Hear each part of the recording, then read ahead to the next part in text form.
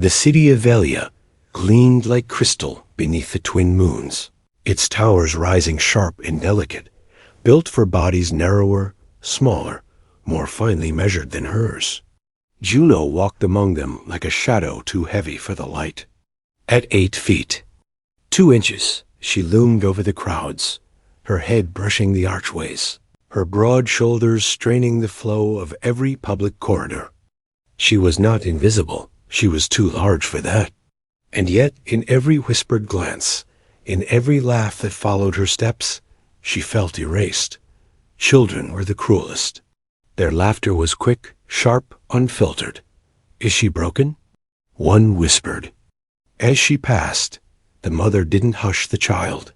Instead, she offered a smile, soft and cold, her words sliding like a knife wrapped in silk. She's human. They don't build them right. The adults were worse. Their voices were calm, their laughter polite, their insults disguised as idle observation.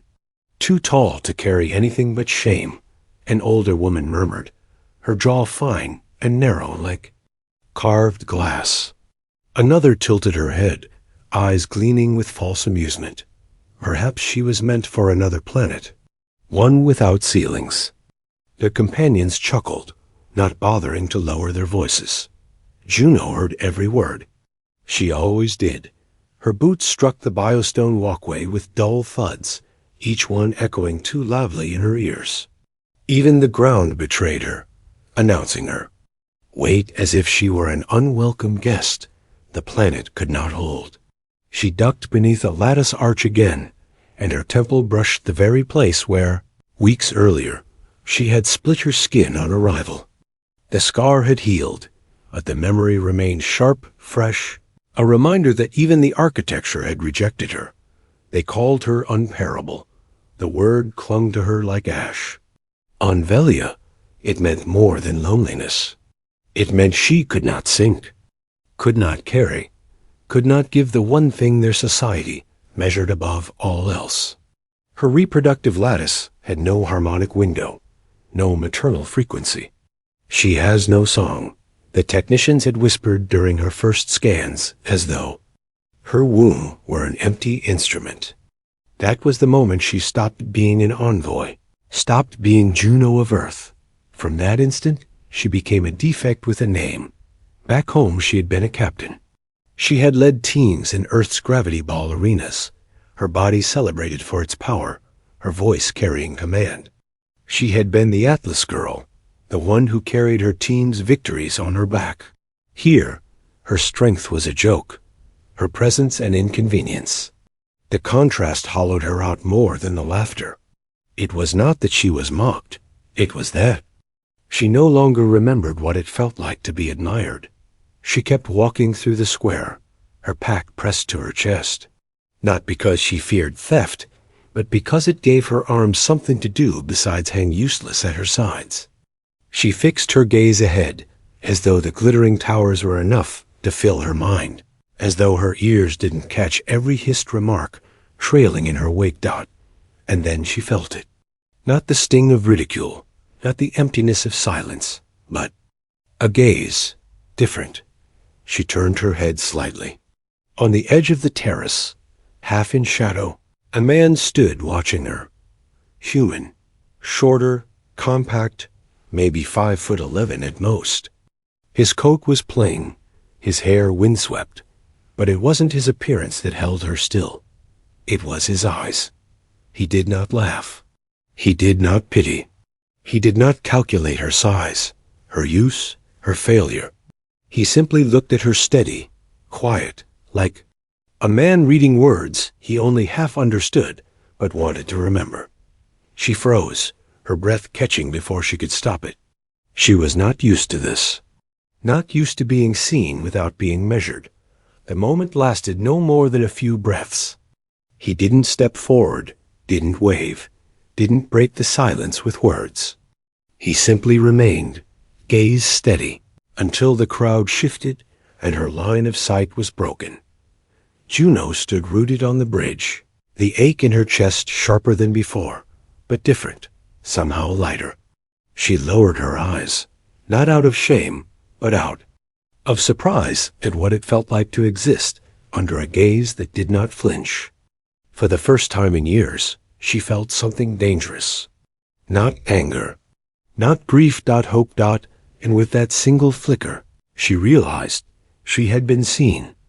The mineral sector lay in the lower quadrant of Velia, far from the glowing plazas and elegant terraces where Juno's shadow drew the most attention. Here, the air smelled of ozone and damp stone. Curved obsidian spires framed the entrance, polished smooth, meant for slender Valeron bodies to slip easily between. Juno ducked low, her shoulders scraping both sides, forcing her body through a space that had never been meant for her. Inside, the corridors hummed with machinery. Rows of scanners blinked in dull gold, their pulses irregular.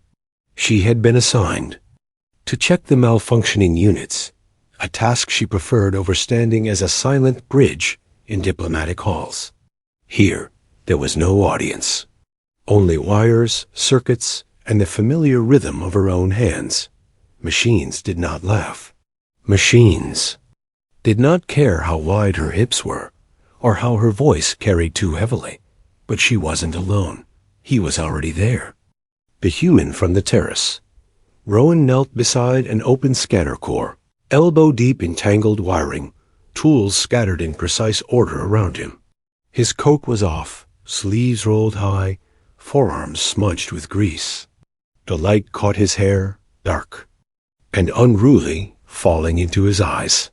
He didn't startle when she entered, didn't glance away, as if caught in some forbidden act of noticing. He simply lifted his head, blinked once, and said, "Didn't expect company." Juno froze, her broad frame filling the narrow space. "I didn't know anyone was already assigned here," she said, her voice tighter than she intended. "Scanners have been cycling wrong since dawn," he replied, as if the explanation were enough. He didn't add her title subject Juno on Lin. He didn't soften his tone, didn't tilt it with pity. Just spoke like she belonged in the same space. She considered turning back, filing a request for reassignment, anything to avoid the weight in her chest. Instead, she moved forward, kneeling beside him. The stone dug sharply into her knees, but she didn't complain. Her hands hovered over the auxiliary panel, fingers brushing the metal, feeling for heat, for vibration. Rowan shifted slightly to make room. Their shoulders nearly touched, her arm dwarfing his, the difference impossible to ignore. But he didn't recoil. He didn't make a joke. He just kept working. "The feedback loop's overloading," he murmured, tapping a sequence. "Into the console. Might be a thermal bridge collapse." "I can check the alignment grid," she said quietly. His mouth twitched, almost a smile. He handed her a tool without question, as if he trusted she knew exactly what she was doing. She did. They worked. In silence, their movements falling into rhythm. Tools passed back and forth, wires stripped, clamps secured. It wasn't effortless. Nothing on Velia ever was for her, but it was steady, predictable. No laughter, no pity. Only the quiet pulse of machines and the faint sound of his breathing beside her. At one point, their hands brushed when both reached for the same cable. She froze, ready to pull back, to retreat into the space she had always been told to leave. Empty, but he didn't move his hand away. He met her eyes instead. It was not hunger in his gaze, not fascination. Something simpler. Recognition. The scanner hummed back to life, its lights flickering green, stable once more. She exhaled slowly, her shoulders easing as the machine settled into its rhythm. They stood at the same time, and even towering a full head and shoulders above him. She didn't feel monstrous under his gaze. He looked up at her as though the difference was ordinary, as though her size, her presence, her body itself was not a failure to be explained, but simply a fact. "Thanks," he said, voice low. "I could say the same.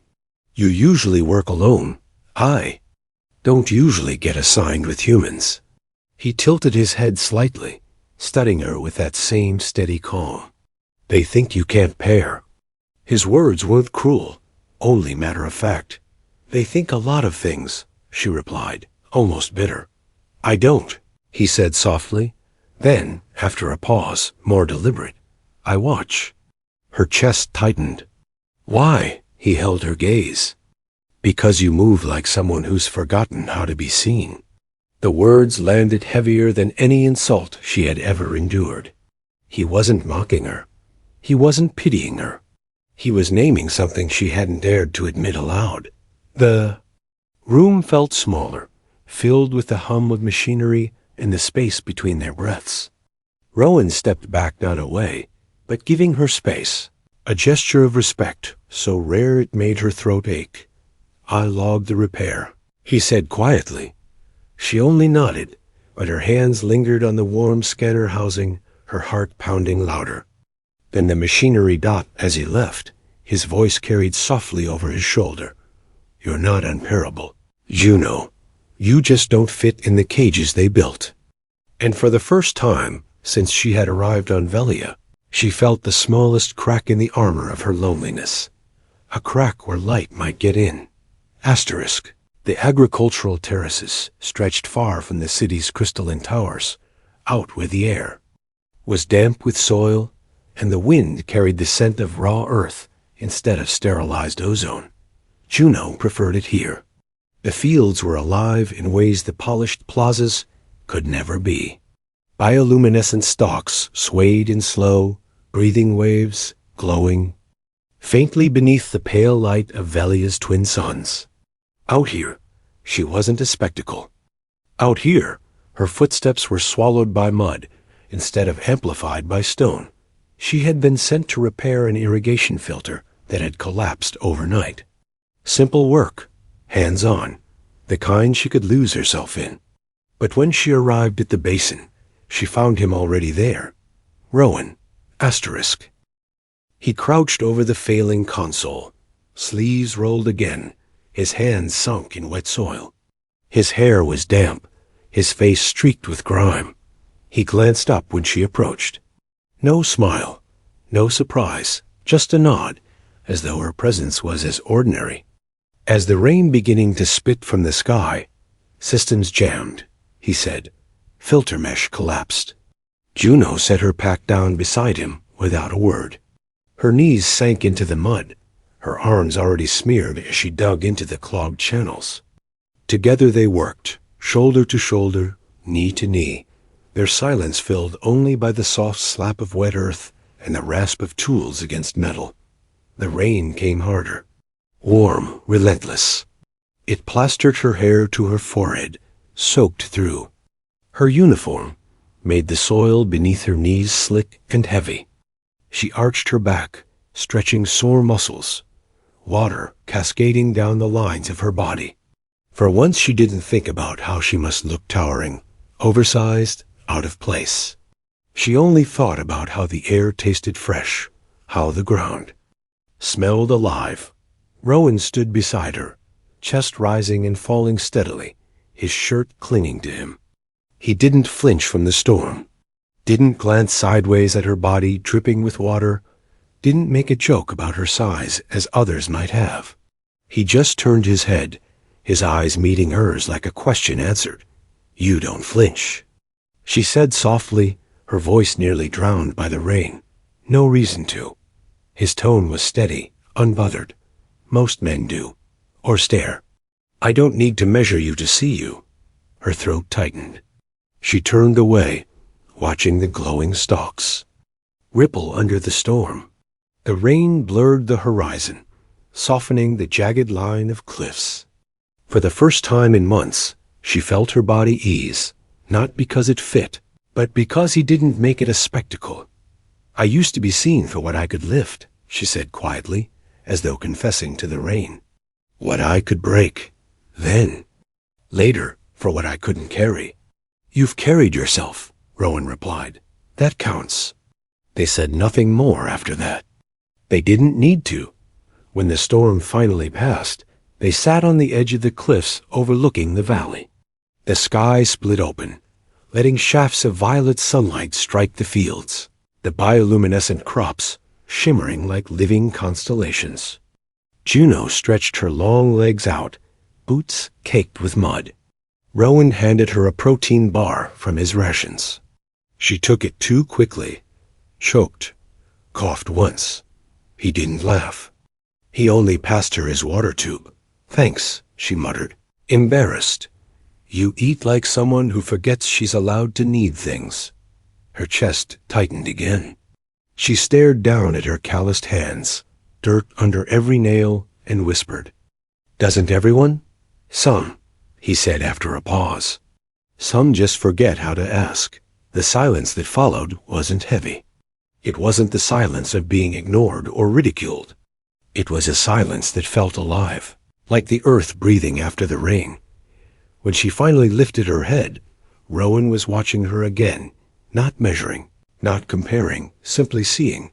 And for the first time, Juno didn't look away. Asterisk, the tent was small, a repurposed field shelter meant for 2 slender Velaron workers, not for a woman who stood over 8 feet tall. Juno ducked through the entrance flap, her shoulders brushing the fabric, her head nearly skimming the curved frame. Inside, the lanterns burned low, their amber glow painting soft shadows across the canvas walls. The scent of damp soil and resin clung to the air, rain still dripping faintly outside. Rowan was already there, cross-legged on the ground, sleeves still damp from the storm. His shirt clung to him, stained with mud, his hair wild. He looked up when she entered, his expression calm, unshaken. No trace of discomfort. No trace of pity. Juno sat down heavily across from him, her knees drawn up, her arms draped over them. The tent creaked faintly under her weight. Her hands were dirty, streaked with soil, but she didn't bother to wipe them. She was tired of trying to appear smaller, neater, easier to bear. For once, she wanted to simply exist. Rowan didn't fill the silence with words. He just watched her, not intrusively, not demanding, just steady like his gaze was a place she could rest in. Juno shifted under the weight of it, not because it hurt, but because it didn't. "You're quiet," she murmured, her voice low. "So are you," he replied. They didn't smile. They didn't need to. The quiet stretched, not sharp, not cruel, just waiting. Juno leaned back against one of the poles, her broad frame casting long shadows against the wall. She felt his eyes still on her, not sliding away, not flinching. For once, she didn't shrink. She let him see. Later, she moved to her bedroll, untying her boots, peeling away her damp outer shirt. The undershirt beneath clung to her skin, damp, with sweat and rain, smelling of herself human, imperfect, real. She didn't look over when he shifted closer, but she felt him. A presence at her side. Rowan knelt slowly, his movements careful, deliberate. His eyes met hers, steady and unhurried. He didn't reach for her, didn't assume. Instead, his voice was soft, almost fragile. "Do you want this?" Her breath caught. No one had ever asked her that. Not on Earth, not on Velia, even when they should have. She nodded once, then again, slower, firmer. "I don't know how to be gentle," she whispered. "Not with my body." "I do," he said. The first time their lips touched, it wasn't seamless. Her mouth was broader than his, her hands larger, calloused, unsure. But when her fingers cupped the back of his neck, he leaned into it without hesitation, as if her size was not something to fear, but something to anchor him. His hands came to her hips, not possessive, not claiming, just steady, holding her as though the ground beneath them had always been this fragile. She pulled back slightly, breathing hard. "Tell me if it's too much." His eyes held hers. "It's not. I'm still here." She shifted, her long legs folding on either side of him, her frame enveloping his smaller body. The weight of her presence pressed down on the space between them, undeniable, heavy, but he didn't flinch. He looked up at her, his face level with her collarbone, and said, "You feel like gravity." His voice was steady. "I want you to fall." The words hit her harder than any insult she'd endured in Velia's plazas. Harder, even, than their laughter. Because they were true. And for the first time in her life, Juno let herself believe she could. The lanterns flickered, the rain eased, and in the silence that followed, there was no ridicule, no measurement, no shame. Only two bodies learning the shape of each other, two souls seeing what no system had ever thought possible. And in the quiet, somewhere deep inside her, something stirred so faint, so impossible, she almost dismissed it. A flutter low in her belly. She froze, breath catching, but she said nothing. Not yet. The days blurred into work and silence. Juno rose before dawn, her body aching in ways she dismissed as routine. She carried spools of coil, lifted crates of mineral sensors, bent low over malfunctioning conduits until her back throbbed. She told herself it was nothing, just the strain of a body, too large for spaces that had never been built to contain her. But something was different. At night, when she lay on the narrow cot, she felt a weight low in her stomach. Not pain, not sharp, but a pressure, as though her body were trying to whisper a language she didn't understand. Sometimes it was a flutter, so faint she wondered if it was memory, her muscles twitching, her nerves recalling the echo of laughter, the echo of rejection. Other times it was hunger, sudden and strange. She craved salt, minerals, anything sharp enough to cut through the taste of metal in her mouth. She told no one, not even Rowan, but he noticed. He always did. "You're moving slower," he said one morning as they adjusted irrigation valves. His voice wasn't accusing, just steady. "I'm fine," she answered too quickly. "Fine doesn't stagger."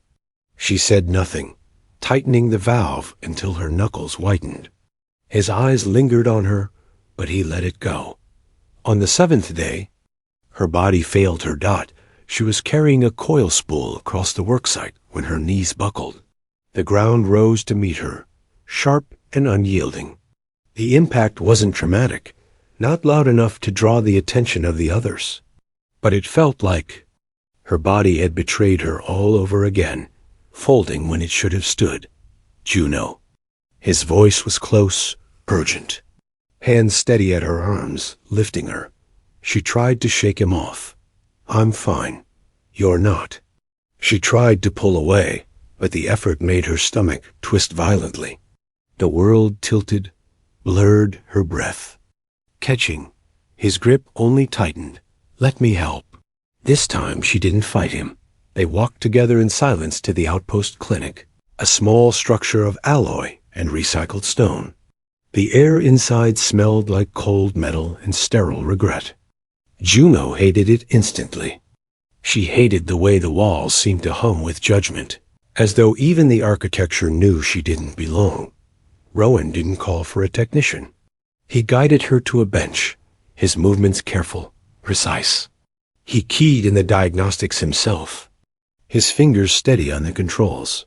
"I trust your eyes," she whispered, her voice unsteady. Asterisk. "You shouldn't have waited this long," he said quietly. Not looking at her. The scanner hummed, its soft golden light sweeping over her. Data bloomed across the display. Numbers, hormone markers, cellular activity. Rowan froze. "What is it?" she asked, her voice flat, a knife against her own ribs. He didn't answer. He turned the screen so she could see. The numbers blinked in. Steady rhythm. One in particular glowed red. HFY elevated. Rising. Active. She stared. Her heart stopped. "No," she whispered. Rowan's voice was low, but it carried like thunder. "You're pregnant, Juno." The words cracked the air open. Her breathing grew shallow, distorted, as though she were underwater. "That's not possible." "I know. I was classified non-viable. null reactive. They scanned me, Rowan. They said no frequency, no window. My body doesn't. Her voice faltered. Her hands were trembling. It can't. Maybe it never sang for them, he said softly. Maybe it never had to. On the display, the data pulsed again. Not just hormone spikes now, but tiny flickers in motion. Primitive, steady. Her throat closed. Something was growing inside her. Something alive. Something she had been told her body could never hold. Her hands flew to her stomach, pressing against herself as though she could feel it through skin and muscle. But there was no shape yet. Only weight. Only possibility. I didn't feel broken, she whispered, her voice cracking. Not until they told me I was. You never were, he answered. I believed them. So did I, he admitted. He looked at the screen again, then back at her. His mouth tightened into something halfway between fear and awe. Until now, the room was silent except for the hum of the scanner. Outside, the rain began again, soft against the roof. Juno sat trembling on the bench, her hand pressed to her stomach, her heart pounding louder than the storm. For years, she had been told her body was too big to reproduce. A shell. A mistake. An empty monument. And now she was carrying life. Asterisk. Summons came at dawn. 2 envoys in translucent robes appeared at the edge of the terraces, their eyes glittering with that too smooth calm Valerian elites wore like armor. They did not ask. They did not explain. They only said, "The matriarchs request your presence." Juno knew what it meant. She knew because whispers had already spread through the city. Her absence from the plazas had been noticed.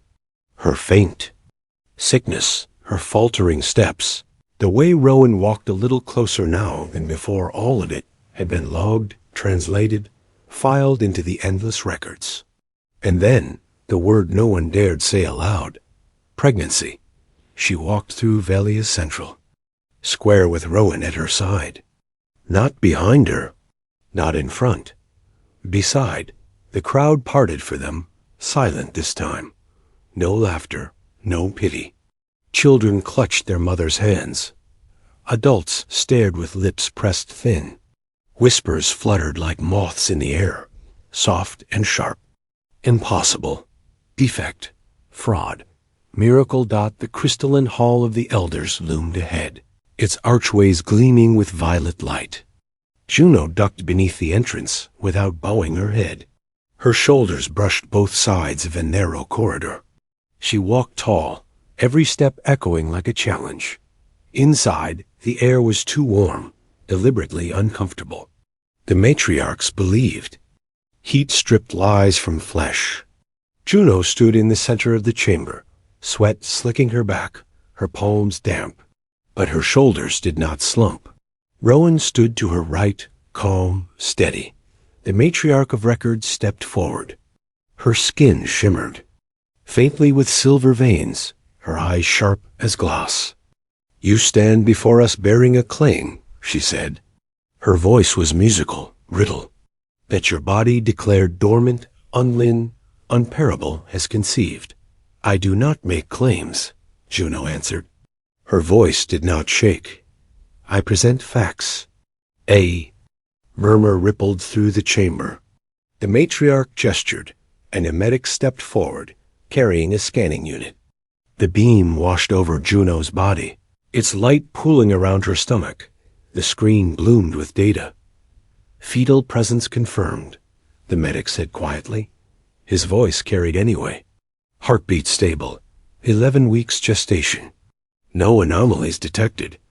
The chamber stilled. One of the younger elders leaned forward, disbelief etched into her fine features. Your pairing was with this man? Her gaze cut toward Rowan. Yes. Juno's voice was iron. Rowan did not flinch. I am human, he said simply. Normal. No augmentation. Another elder hissed, her words laced with venom.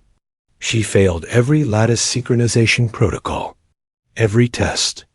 This violates. She didn't fail, Rowan interrupted, his tone soft but unyielding. Your systems did. Silence fell. The matriarch of records narrowed her eyes at Juno. Why now? She asked, her voice not cruel, but almost lost. Juno turned toward her, meeting her gaze.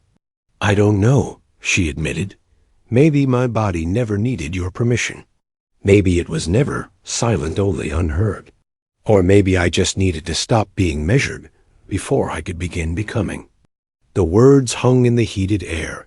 For the first time since her arrival on Velia, no one laughed. No one whispered unparable. The silence was heavier than any insult, sharper than any ridicule. It was the sound of something breaking a belief, a system, a certainty they had held too tightly. The matriarch raised one long-fingered hand, silencing even the murmurs. You have defied what we know. Her voice trembled, faint but real. And so, what we know must change.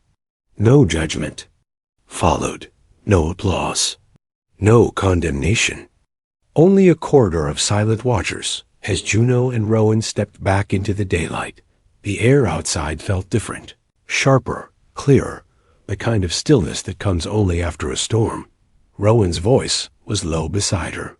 They didn't deny it. They couldn't, she said softly. Her hand brushed her stomach, lingering there. They didn't accept it either. They will. She paused, her throat tight. For so long, I thought I was a defect, something broken. Rowan turned his gaze on her, steady as ever. You're not broken, Juno. You're becoming something they never knew could exist. Her eyes stung. A future, she whispered. He smiled faintly. Ours. The house was small by Earth standards and even smaller by Velian. 2 rooms, carved into the slope of a hill at the far edge of the northern grove. The walls breathed faintly with woven root fibers, humming with filtered light. It wasn't grand, it wasn't central, but it was quiet. Rowan had chosen it for the view. Juno had chosen it because for once, no one was watching. Now it smelled of boiled grain, warm milk, and new skin. Juno sat in the chair Rowan had built. For her, the only piece of furniture that didn't groan under her weight.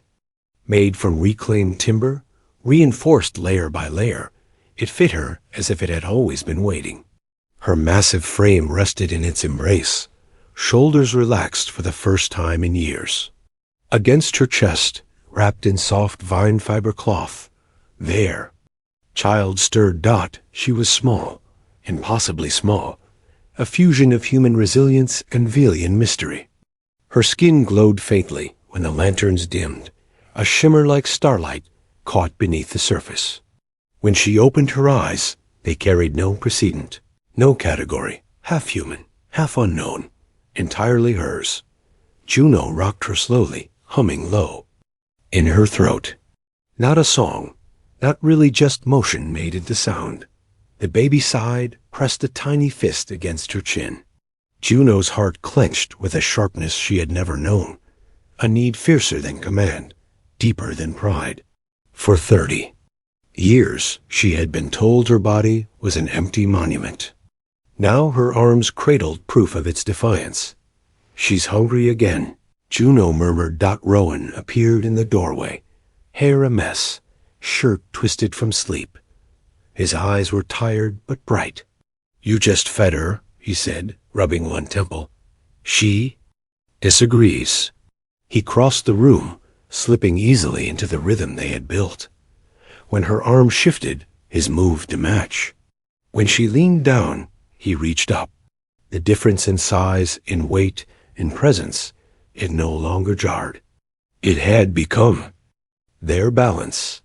He cradled the baby in one narrow arm, dwarfed by her swaddled weight, his fingers steady as he brushed her cheek. You always make it look easy, he whispered. Juno smiled faintly, exhaustion softening her edges. Because you didn't see. The 30 years it wasn't. The baby fussed. Rowan hushed her softly, rocking until her tiny breaths evened again. He glanced up.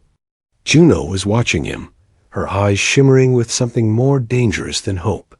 Something that felt like home-got nights passed like that, quiet, messy, unglamorous, miraculous.